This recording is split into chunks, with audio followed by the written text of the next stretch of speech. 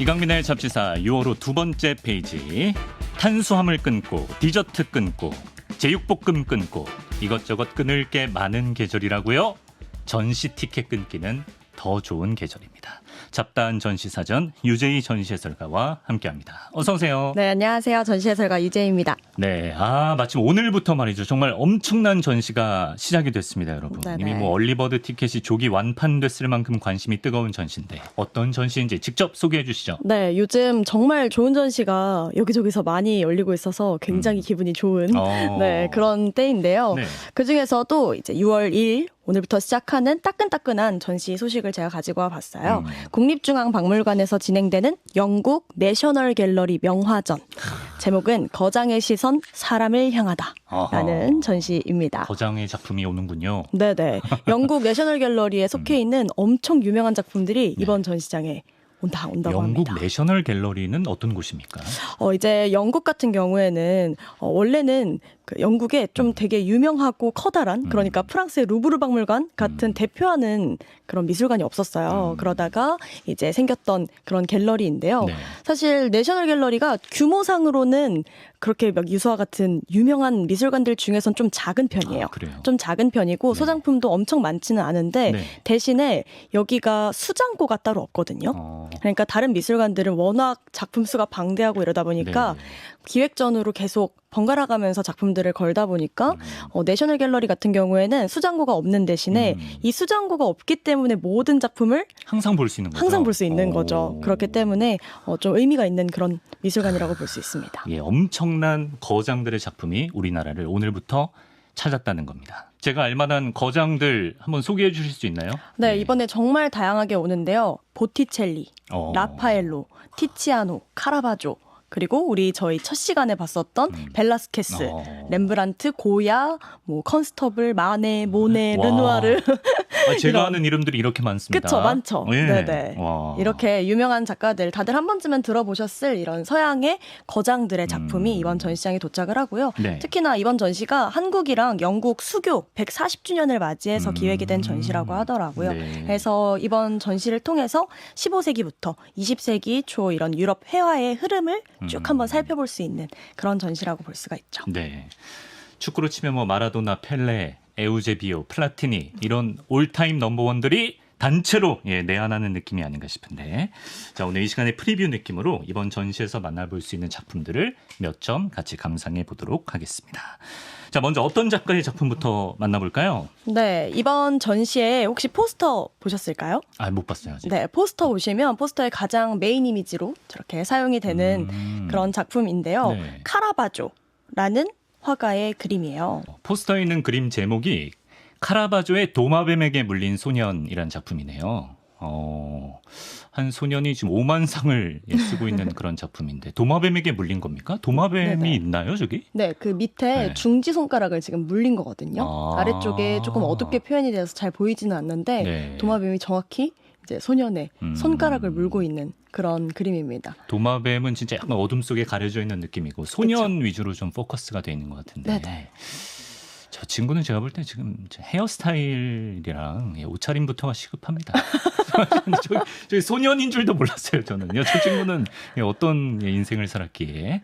저 작품은 어떤 포인트를 두고 우리가 감상하면 좋나요? 네, 제가 개인적으로 이 카라바조를 대표로 하고 있는 바로크 시대 작품들을 정말 좋아하거든요. 그래서 이번에 바로크 시대 작품들이 많이 와요. 네. 그래서 이 작품들 설명드리기 이전에 바로크가 뭔지 간단하게 이야기를 드려보자면 네. 이 바로크가 일그러진 진주라는 뜻을 가지고 있거든요. 그래요? 그러니까 일그러진 진주 되게 약간 좀 문학적이잖아요. 네, 그래서 원래 인상주의 저희 했을 때도 이야기를 드렸었지만 거의 모든 사조가 좋은 시작이 아니었다고 제가 이야기를 드렸어요. 처음에는 기억나시죠? 잘 못 받아지고. 네네. 그렇죠. 그래서 바로크 역시나 조롱의 의미로 조금 시작이 되어서 붙여졌던 이름이고요. 네. 그래서 르네상스 이전까지는 조금 정적이고 고요하고 약간 비례와 균형이 딱 맞는 그런 작품들이 성행을 하다가 네. 이제 아까 그림 보시면 아시겠지만 엄청 역동적이잖아요. 맞아요. 마치 아야 이렇게 소리가 들리는 것처럼. 네, 그래서 진짜 이런 아파. 그렇죠. 예. 이런 역동적이고 좀 극적으로 표현이 되어 있는 작품들이 바로크 작품들의 특징입니다. 이 네. 바로크 시대의 문을 연 대표적인 화가가 바로 카라바조라고 하네요. 맞아요. 카라바조의 원래 이름이 미켈란젤로입니까? 네네. 아, 카라바조 그래요? 네. 풀네임이 미켈란젤로 메리시 다 카라바조이거든요. 아. 근데 그래서 이름이 원래는 미켈란젤로로 불리는 게 맞대요. 근데 저희가 알고 있는 너무 미켈란젤로가 유명한 이미 있잖아요. 미켈란젤로가 있죠. 맞아요. 예. 이미 너무 유명한 미켈란젤로가 있어서 좀 네. 구별짓기 위해서 원래 카라바조는 고향 이름입니다. 고향 아, 이름. 네. 네. 그런데 이제 카라바조로 불리게 된 거죠. 네, 여러분 이렇게 천재적인 재능으로 수많은 이들의 찬사를 받은 카라바조가 놀랍게도 두 얼굴의 사나이였다고 합니다. 어허, 무려 전과 14범의 범죄자였습니까? 네. 그러니까 사실 카라바조를 한마디로 표현하면 네. 악마의 재능을 가진 사람이다라고 표현을 할 수 있을 것 진짜 같아요. 악질 범죄를 저질렀나? 네, 뭐 협박도 있었고요, 폭행도 있었고, 그래서 평소에도 조금 이렇게 좀 폭력적이고 이런 성향을 가지고 있었다고 해요. 네. 그래서 사건 사고도 굉장히 많이 일어났었고, 어. 당시에 그림 같은 경우에도 17세기에는 굉장히 좀 엄숙하고 이런 종교적인 분위기 속에서 그림이 그려지다 보니까 네. 대부분은 그려지는 게 성인 혹은 신 이런 어. 것들이 많이 그려졌죠. 네. 근데 당시에 카라바조가 그렸던 그림들은 대부분 뭐 매춘부, 어. 집시, 어. 불황자 이런 사람들을 많이 그렸던 거죠. 네. 그래서 카라바조가 그런 그림을 그렸을 수밖에 없었던 이유가 네. 당시에 살고 있던 곳이 아무래도 이제 가난하다 보니까 돈이 없어서 이런 매춘부나 집시들이 살고 있는 그런 곳에서 살면서 이들을 자연스럽게 그리게 된 거죠. 일상 주변의 모습이었기 맞아요. 때문에. 카라바조가 뭐 사형 선고를 당한 적도 있고요. 뭐 도피 생활도 했다 그러는데. 다시 한번 그림을 우리가 찬찬히 감상해 보면 좋겠습니다. 네네. 도마뱀에게 물린 소년이라는 작품, 이런 배경을 알고 일단 소년 그 조명이랄까요? 네네. 그러니까 약간 카메라 플래시를 터뜨린 것처럼 그쵸. 소년의 얼굴이 딱 이렇게 부각되어 있는 것도 특징이라면 특징일까요? 맞아요. 그 인상주의 같은 작품들이나 혹은 저희 봤던 에드워드 호퍼 이런 작품들 생각을 해보시면 약간 바깥에 있는 따뜻한 햇살이라든지 햇빛 이런 것들이 들어오는 빛의 표현이 많았었다면 네. 이제 바로크 시대 작품은 지금 강민아 선생님 얘기해 주신 것처럼 음. 약간 마치 조명 하나 탁 킨 것처럼 네. 연극 무대처럼 아, 맞네. 이렇게 표현이 되어 있는 게 좀 굉장히 특징 중에 하나이고요. 네. 이런 것들을 처음으로 그렸던 게 바로 카라바조이기 아. 때문에 당시에 엄청나게 네, 유명해질 수 있었던 거죠. 네. 그래서 특히나 아까 미소년 또 미소년 같지 않은 미소년 이야기를 해주셨는데 네. 카라바조 그림에 특히나 미소년이 정말 많이 등장을 해요. 그래요. 네, 그래서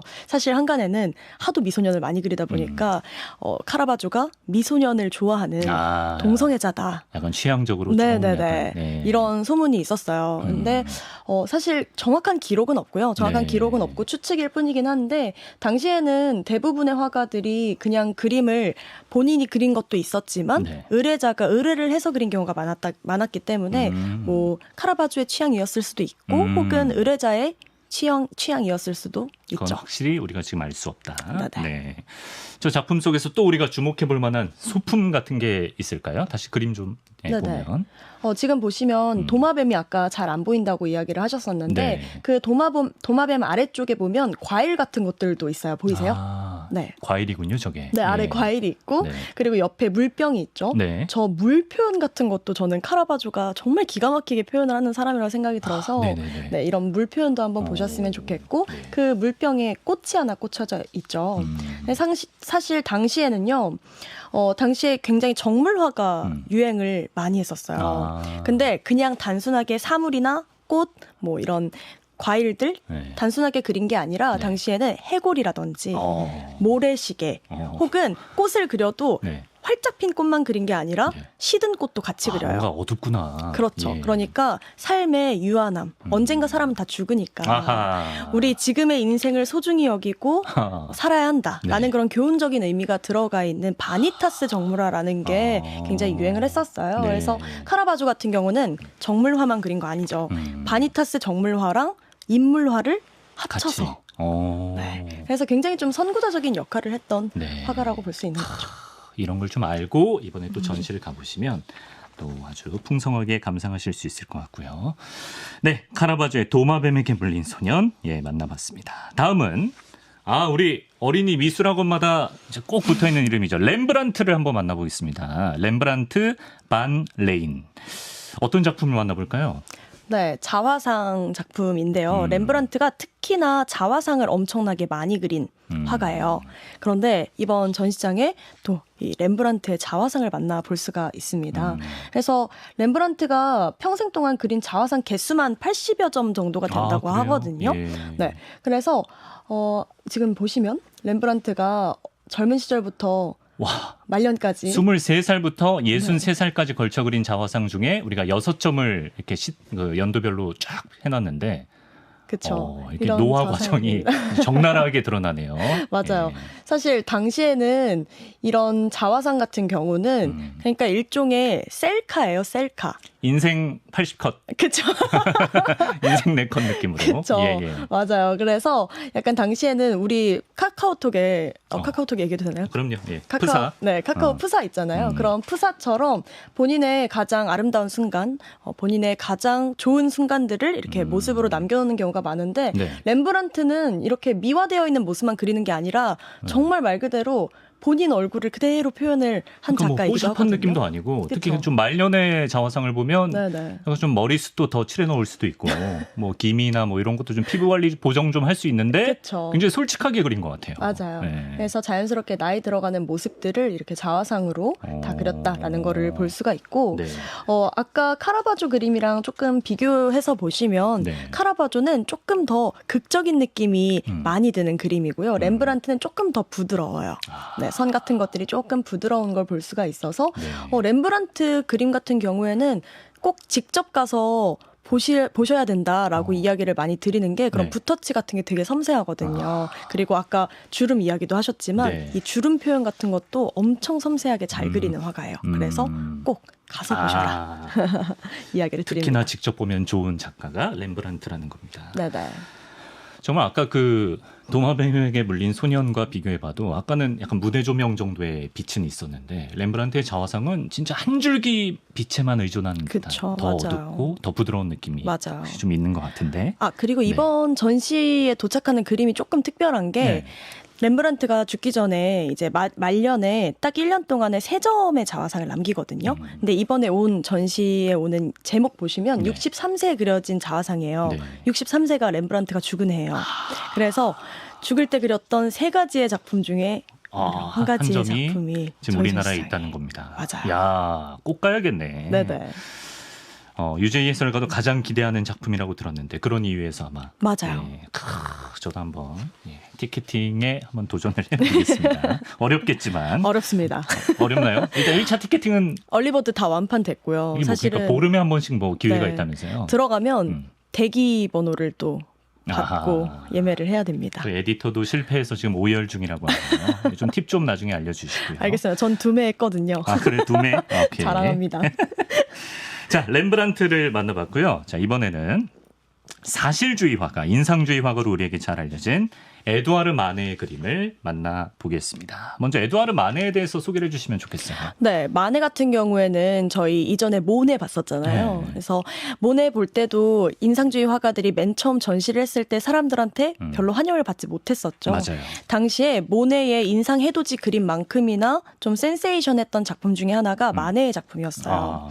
그래서 마네의 작품 중에 그 풀바디의 점심 식사라는 그림이 있는데 그 그림 같은 경우가 원래 이 전까지는 사람들이 뭐 여신을 그린다든지 네. 이런 여신의 누드를 그린다든지 이런 식으로 그렸는데 네. 일반 여인의 누드를 그렸고 그 돗자리 위에서 맞아요. 이러고 있는 맞아요, 그죠? 맞아요. 네. 그리고 네. 사람들 그 귀족들의 사실은 뒷면인 거죠. 좀 약간 문란한 생활들 이런 고고한 것들을 척하지만. 맞아요. 그리게 되면서 좀 당시에 엄청난 파란을 일으켰던 그런 화가입니다. 그럼 이번 전시에 오는 마네의 그림도 풀바디의 점심 아니요. 그 그림인가요? 이번에는 다른 그림? 이 와요. 다른 그림이 오는데 네. 이번에 오는 작품 같은 경우에는 마네가 특히나 많이 그렸던 장소 중에 하나가 네. 카페입니다. 카페. 네. 그러니까 카페를 정말 좋아하던 네. 그런 화가였는데 아무래도 19세기 중반에 파리 같은 경우에는 문화예술의 중심지였어요. 그러다 보니까 엄청나게 많은 각국의 유명한 화가들이 다 파리로 모이게 되거든요. 네. 이 사람들이 만나면 카페에 가요. 카페에 가서 이제 거기서 얘기도 하고 그림에 대한 이야기도 하고 요즘 감성이네. 그렇죠. 예. 이러한 것들이 사실은 모든 문화가 다 카페에서 탄생했다라고 해도 과언이 아닐 정도로 되게 많은 이야기가 오갔던 공간인데요. 네. 그래서 그래서 마네가 엄청나게 다양한 카페의 모습들을 그렸었고 이번에 오는 작품 역시 카페 콘서트의 구석이라는 그림이 옵니다. 카페 콘서트의 구석 1880년도 작품인데요. 네네. 저도 진짜 저런 데 가면 구석 자리를 좋아하긴 하는데 저 구석 자리는 좀 사람이 좀 붐비는 것 같아서 별로인 것 같기도 하고. 일단 한 손님이 구석 자리에 앉아서 파이프를 물고 있고 그리고 이제 종업원 분이 500cc 맥주 2잔을 한 손에 들고 저 굉장한 기술이거든요. 그쵸, 저거를 그쵸. 쏟지 않고 한 손에 502잔은 쉽지 않거든요. 맞아요. 네. 사실 당시에 지금 그려져 있는 저 여성이 이 마네가 자주 가던 카페에 이제 단골로 있던 카페에서 서빙을 하던 분이래요. 그치. 실존 인물을 그렸을 거 아니에요. 네네. 그죠? 예. 그래서 진짜 말 그대로 서빙의 달인이었대요. 실제로 지금 보시면 아시겠지만 두 네네. 잔을 한 손에 들고 있잖아요. 근데 정말 단 한 방울도 안 흘리고 어. 서빙을 했었대요. 그래서 엄청나게 그런 실력 있는 그런 사람이었고 손도 마네가 커야 돼요, 저거. 예, 보통 일이 맞아요. 아닙니다. 저는 못할 것 같고. 예. 네. 그래서 마네가 특별히 부탁을 해서 모델료도 지급을 하고 그림을 그렸다고 합니다. 그럼 저 안에 혹시 마네도 있나요? 네, 지금 아까 방금 전에 이야기하셨던 네. 파이프 물고 있는 사람이 마네예요. 제일 크게 그려진 사람이 마네 본인이군요. 그렇죠. 네. 네. 근데 저긴 카페인데 뒤에 보면은 그 무용수 실루엣도 네. 보이는 것 같고 맞아요. 약간 오케스트라의 악기도 언뜻 보이는 것 같거든요. 네네. 예. 그 파리 가보시면 물랑루즈 같은 거 있잖아요. 네. 그러니까 당시에는 카페가 저희 요즘 많이 가는 그런 인스타 감성 카페 같은 그런 느낌이 아니라 정말 말 그대로 공연도 하고 뭐 예를 들면 낭독회도 하고 이런 식으로 약간 공연 쪽이랑 이렇게 같이 하는 그런 카페가 많았다고 해요. 그래서 이 카페는 아래 보시면 오케스트라도 있어요. 네. 네, 그래서 오케스트라와 저런 발레 공연도 볼 수 있는 그런 곳이었다고 합니다. 그렇습니다. 드가, 피사로, 모네 같은 인상주의 화가들 뿐만 아니라 에밀 졸라 같은 문학가들도 그야말로 죽치고 있던 프랑스의 카페 그림이었습니다. 자, 다음 작품 한번 만나보겠습니다. 이번 전시에선 다양한 풍경화도 우리가 만나볼 수 있다고 하는데요. 예, 대표적으로 어떤 작가의 작품을 소개해 주실 건가요? 네, 이번에 존 컨스터블도 있고 또 윌리엄 터너라고 하는 작가들도 있고요. 굉장히 다양한 작가들의 풍경화가 도착할 예정이라고 알려져 있는데요. 네. 그중에서도 저는 또 영국 내셔널 갤러리잖아요. 그러니까 영국을 대표하는 화가를 좀 소개를 드려볼까 해요. 네. 그래서 영국 사람들의 엄청난 사랑을 받았던 영국 풍경화의 거장 존 컨스터블이라는 작가를 네. 소개를 드려볼까 합니다. 존 컨스터블. 약간 생소해요. 그쵸. 예. 맞아요. 생소해도 되는 거죠? 제가 일부러 네. 오늘 그 네. 구성을 유명한 사람, 좀 생소한 사람, 그러니까 약간 섞어서 가지고 만회까지는 왔어요. 알다가 여기서 약간 좀 자신감 떨어졌는데 한번 배워보도록 하겠습니다. 네네. 자, 존 컨스터블이 이제 본인이 나고 자란 영국 시골 풍경을 배경으로 그림을 많이 그렸다고 하더라고요. 맞아요. 윌리엄 터너랑 존 컨스터블을 원래 많이 이야기를 하는데요. 네. 터너 작품 같은 경우에는 바다, 하늘, 이런 풍경들을 좀 많이 그렸었거든요. 네. 근데 컨스터블의 특징은 시골 풍경을 많이 그렸었어요. 그러니까 본인이 태어나고 자랐던 그 풍경들을 많이 그렸던 것으로 유명하고요. 네. 사실 나이가 50이 되도록 유명해지지 못했던 아, 그런 작가이기도 해요. 지난 시간에 그 스페인 토마스 알마 토마스. 맞아요. 토마스. 네네. 알마 토마스도 60 넘어서 막 조명을 받았잖아요. 그렇죠. 네. 에드워드 호퍼도 그렇고. 그러니까 그러네. 사실 되게 늦게 빛을 보는 작가들이 많은 것 같아요. 대기만성이요. 네, 맞아요. 그래서 존 컨스터블 같은 경우에도 나이 50이 되도록 주목을 받지 못하다가 이제 이러한 풍경화들이 세상에 알려지게 되면서 네. 굉장히 다양한 사람들에게 사랑을 받았던 그런 작가이고요. 네. 아무래도 컨스터블은 좀 신념이 있는 작가였는데 그러니까 말 그대로 본인이 직접 관찰하고 봤던 풍경을 그림으로 그려야 한다. 이런 신념을 가지고 있던 그런 화가예요. 그럼 지금 저희가 유튜브로 함께 보고 있는 존 컨스터블의 스트래퍼드 재분소라는 작품도 당연히 존 컨스터블이 직접 있었던 공간이겠고. 그렇죠. 예. 맞아요. 어떤 나무나 뭐 약간 물가인 것 같기도 하고요. 그리고 하늘에 구름이 뭉게뭉게 펴 있는 게 이제 인상적으로 그려져 있네요. 맞아요. 컨스터블 같은 네. 경우에는 별칭이 있어요. 네. 별칭이 구름의 화가.